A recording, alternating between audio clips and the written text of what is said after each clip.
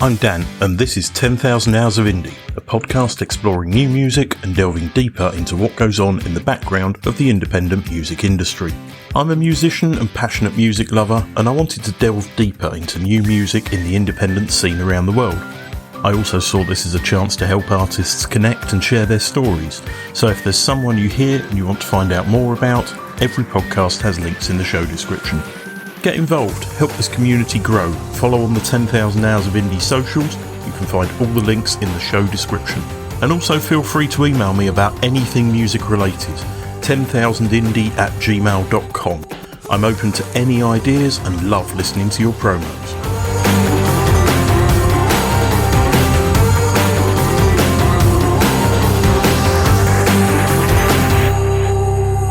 Zoe Hayter is a half-Czech, half-English singer-songwriter who has lived in Czechia, France and Ireland. Beginning her musical journey at a very young age, she busked to raise money to make her first album, Only Breathing, when she was just 14. I spoke to Zoe last year, shortly after the release of her single, Jefremova, and with the release of her latest single, Hope is the One, on the 2nd of January, it seemed like time for a catch-up. Zoe, welcome back to the podcast. Thank you so much. Thank you for having me. So you've been pretty busy since we last spoke. How did the theatre tour go in the summer? That was just an adventure, definitely one for the books. And yeah, I mean, it's pretty incredible, thinking about it now, how we pulled it off.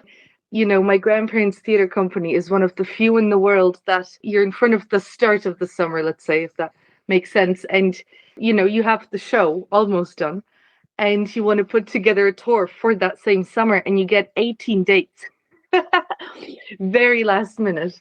So we played 3 times in France in July, and then took up to Ireland for a month, mid-August to mid-September. And everything fell together in place, which is often, how you just have to trust it and how you have to know that it's going to happen like that. And the process is definitely something that you enjoy along the way, but it's pretty, you just have to be in it, and you have to be open to everything and ready for anything, as we were. And we were a tight, nice little team. And with that show, what was beautiful was that we decided to really, after the almost 55 years of the company existing, we had so much material to work with already regarding this theatre set and the costumes and the masks and all of that. So we recycled most of it, really. There was very few things that we made new. So that was kind of special in a way, because the show ended up being called, Remember. Even if it was quite subtle, looking back at a lot of the things that the company has done, and then pulling together more like sort of an intimate cabaret. I don't know if I told you a lot about the show last time. I think, there's people should listen back to the other episode, because I think you explained the show pretty well, that there's little bits of you busking and playing and lots of interaction and things. Yeah, I mean, it was definitely more political than any of other Footsbarn shows, in a way that it was set in the dystopian world where, art was forbidden, and we were this traveling family that still cheekily, and not even cheeky is too innocent of a word. It was much more serious than that. But anyway, we made it, and we still were going around the world with our show, which is what our story was anyway, And as we were touring, people were more and more saying it's less of a dystopian future than the present time, because there's so many things that are happening in the world regarding this topic. There's loads of pictures on your socials for anyone who wants to check out any of this, because you put loads of short videos and pictures up there, didn't you? Yeah. I was trying to definitely, keep that documented. That's what you do now. So you have a new single out, Hope is the One. I think the title tells us a lot about the theme of the song, but tell me what inspired it and how the hell you had time to record it when you've got such a busy life going on. Yeah, no, I enjoy, trying to be at plenty places at the same time. And thank God Europe is pretty small that you can always get on a plane or coach and you're in Dublin, which is what I've done. I probably must have mentioned this last time with the song. It's like universe, kind of, I would be thanking it for that, because I've really had a great journey, in music, where I've done loads. And for the last while, I've definitely felt like I've been always moving, but I was on my own a lot, playing gigs on my own and hardly recording, because I don't know much about that. and you do want a good production or a quality recording, at least to a certain level, And then, yeah, I ended up, opening for this lovely band of friends in Dublin, and met their, violin player who we just hit it off at straight away, who's Polish. So there was that connection as well, but Irish based, and started playing live. And then he goes, I do have another Polish friend who plays the double bass, and he has a little studio in his house, but don't get too excited, basically. And I was like, okay, we'll just go and see what happens. And then that's what veux came. That's what came out of that, which we were still very much testing the waters, but immediately kind of, hit it off as well. And then we were like, organize another session. And then we did that. And we recorded Hope is the One and another song. And then now we organized another session and recorded another 2 songs, which is what my year hopefully will be made out of, is releasing all of these and recording more and more. But yeah, it was very much, again, with finding that spark between us and kind of trusting each other. And somehow that just happened. And now we all feel comfortable and good with that, which I think is very rare for me anyways, to find something like that and people you can trust with your work. As it goes in the industry, obviously, even though we've been working together for, let's say, almost a year and a half, it must be. I have these songs, and then you wait because, there's the post-production thing, and then something gets a little bit stuck. And so this is so exciting for me to finally have it out. But obviously this song has been on my mind for a very long time. But it was really one of these, creativity moments where I just felt like the lines of the song were just like someone was throwing them to me from above, and I just caught them and put them down on paper. And I couldn't even believe how, I always wrote the line down, and I thought, oh my God, this is brilliant. Like, who came up with this? I almost couldn't believe it. And I haven't had that moment in a while now, but I might have said this to you before, but Leonard Cohen said, if I knew where songs come from, I'd go there more often. And I think Oscar Wilde said this about ideas, and a lot of people said this. But this was for me, like, it was about 3 a.m, and I was in a house in Galway in Ireland all by myself, and I had I think a glass of wine or whatever. And I just really thought of a couple of people in my life that I almost wanted to talk to through this song, and I thought of a quote that my Czech grandma always told me when I was growing up, which is what really inspired this song. The whole meaning of it was Naděje umírá poslední, which means literally hope dies last, as in, there's always hope. So that's completely what the song was based on. And the people in my life that I really, in that moment, was inspired to talk to, which just literally was just imagining them there, but vulnerable. And they're just people that I know that they have so much in them. And, I know loads of people can relate to this. They have so much in them, and I know how much there is, or almost, and I can see it. And sometimes you can see it really well. And sometimes they have their moments of when they shine. And then, unfortunately, a good bit of time, they can't even see that themselves. It's quite painful watching that sometimes, because you see them in places or moments where, there's so much more. I mean, one of the lyrics is, your powers can dig for gold. And they can, but I'm not sure these people always allow them to grow in that. That's it, really. And for me, I always have hope in everything, and I think in this world, you have to believe in hope. You are definitely one of the most optimistic and happy guests I have. So, oh my God, how many depressing songwriters are you interviewing? Well, the thing is that people can either write happy, optimistic songs like you, or they can write miserable, depressing songs like me. Yes. I would definitely give a bit of credit to the musicians I'm working with now, because they do like writing, in that, obviously I write the song that then we completely produce together, especially with Maciej, whose studio it is, and who's just been really making the song, giving it a whole life.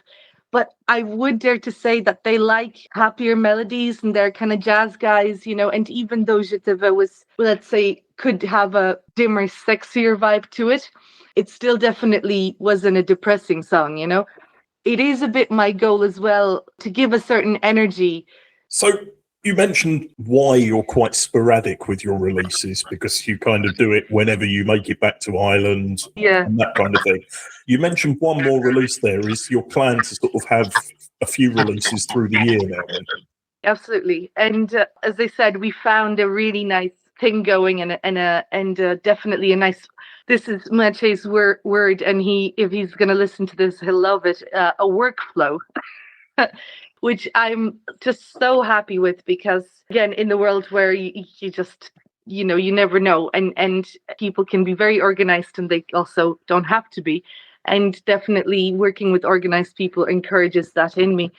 But to really have properly good recorded songs that you write and that are well produced, that's actually something that I hadn't gotten the chance to have out yet. And now that's what we're doing. So we've got two now. We do have another one ready. I'll tell you what it's about. We'll see who's actually going to know after listening to this, or if there'll be someone, at some point on the way when I'm announcing it, and they'll know what I'm talking about. But it's called Song for You and Bob. I would love to let you guess who Bob is. But it's a famous musician. Okay. We're going down that part, so it's got to be Bob Dylan then. In that case, yeah, of course it is. That is quite it's not a love song, and it says that in the opening lyric almost. It's quite simple actually, and it came out of this song. I had it kind of written, but it wasn't done musically, and this was what was great, is that I brought it to the guys.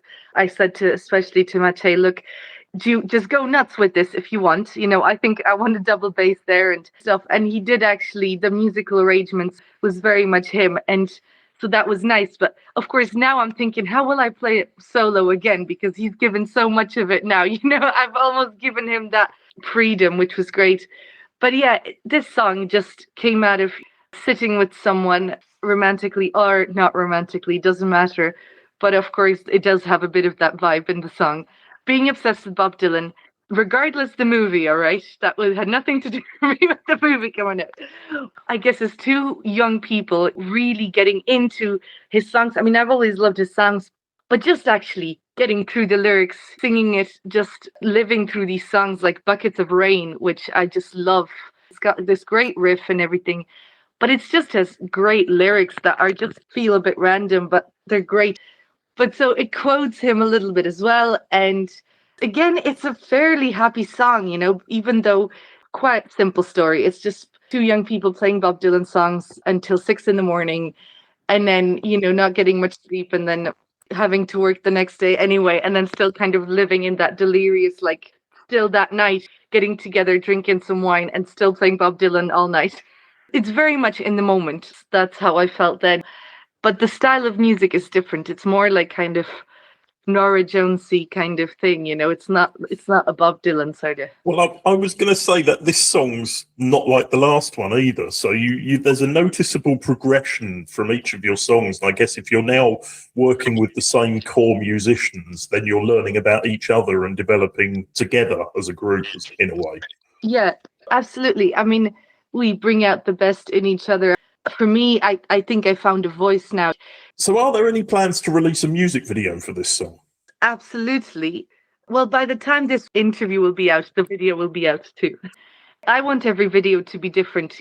I think as long as I'll have a part in it, again, that's quite a challenge, because I can be as different as I want, but I'll still have something that's me when I'm on camera or whatever.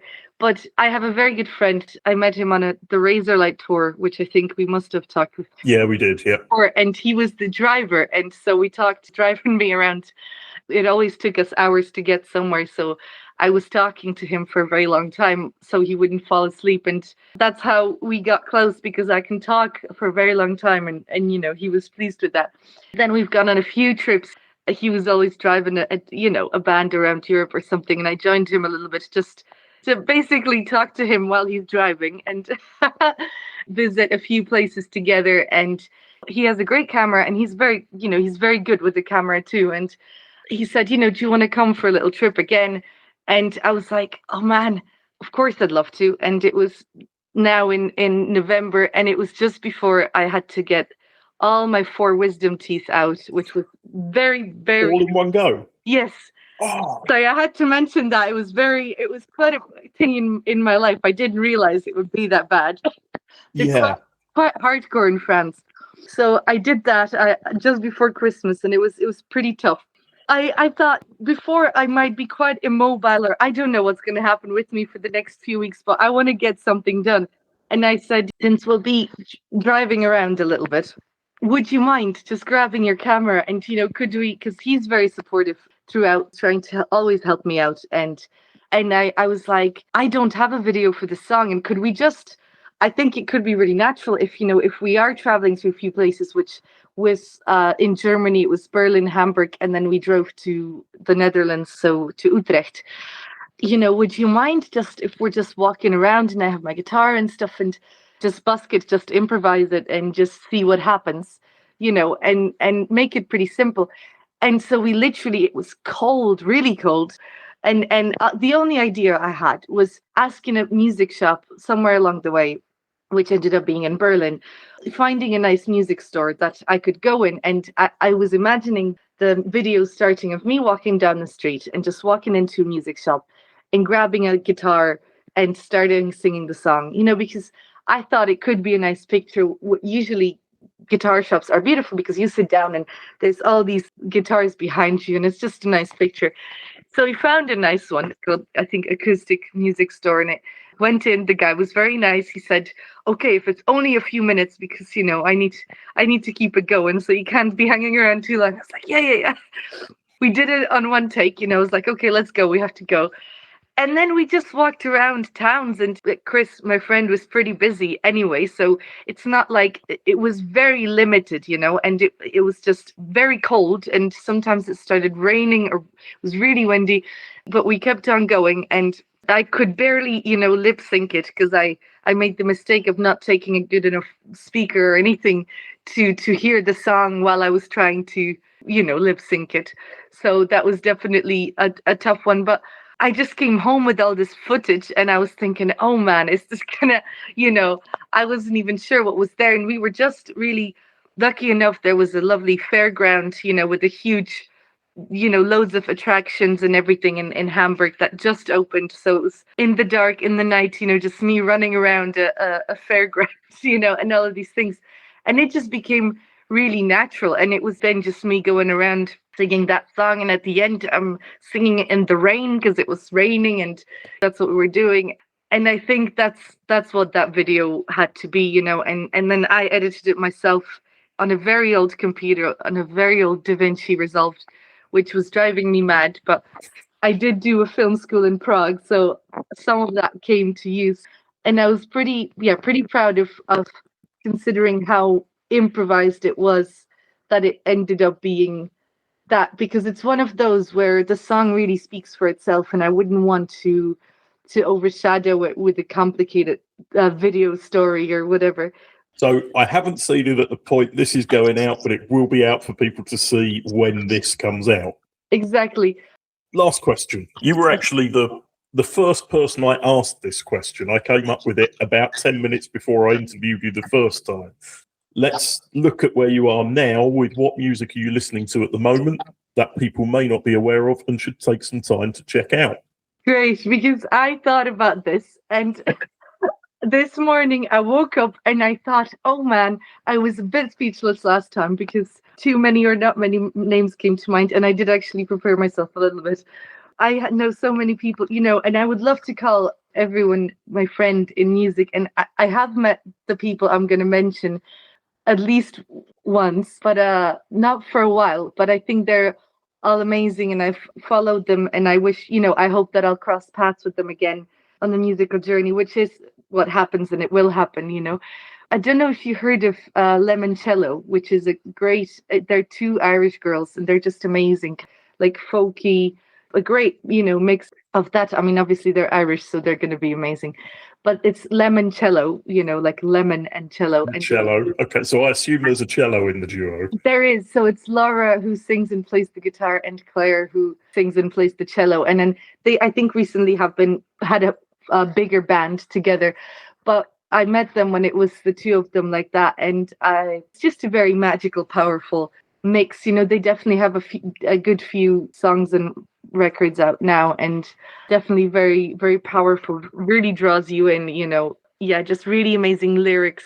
There was a lyric that I remember me and my friend just thinking that's amazing. Like, all the good men are dead or taken, or something like that. And they're very powerful too, women. I'll give you two more names. I remember I said three last time. There's Peter Deves, who's a guy from Liverpool who lives outside of Paris, who's an amazing kind of really cool Americana folk guy. He looks like he could be one of the Beatles, but very tall and very cool. So also love his lyrics and everything. And Laura Silverstone, who I met in Edinburgh last year. Actually, I was looking that up. She's from Basque originally. And she's very inspiring, for me, because she kind of lives in her van and travels all the time, but she's based in Edinburgh. But she does something that I always dreamt of. You just it's you and your guitar in the van and you're busking and traveling. And she's done a lot of that. So these kind of people, that are from somewhere and live somewhere. So for anyone wishing to find out more about Zoe, she has a website, zoehayter.com, and she's on Facebook, Instagram, YouTube, and TikTok. Yeah. So Hope is the One is out now on all streaming platforms. Zoe, thanks for coming back and giving us an update. And, well, I look forward to seeing the video, which will be out just before this, and the next single, which I guess is going to be 3 or 4 months away. Yeah, maybe even sooner. We'll see, but quickly enough. There's a lot more songs to be released. Perfect. Thank you, and have a great 2026. Thank you. You too. Happy New Year.